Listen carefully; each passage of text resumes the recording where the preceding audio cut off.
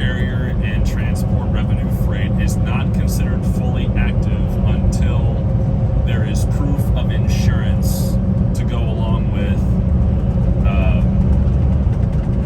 everything else, your MCS 150 and your UCR and all that jazz. I know there's a lot I didn't mention there, but still, that's the core of it. Gotta have active insurance. So I've been active for 3 months now, 90 days, and now two things get to happen, and this is my what's next plan of action. The first thing that's going to happen that I'm going to be doing here later on today is registering with RXO as a carrier so I can get onto their load board and see what kind of freight they're offering. I've worked with them in the past with previous carriers.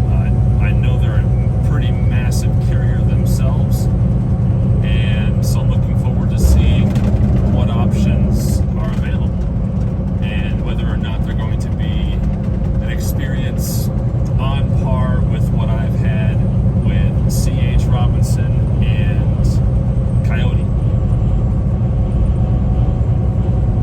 The second thing that's happening is I am now able to join J.B. Hunt's Power Only program, because their requirement is 90 days of active authority. So I can now sign on with them and have them as an option for when I don't want to pull my trailer, or want to try to focus on just drop and hook, or whatever the case may be. I'm not sure what to expect yet. I just know that I'm looking forward to seeing what the options are going to be like, because I did drop and hook when I was with Werner quite a bit. And I did a little bit of that when I drove for GP Transco.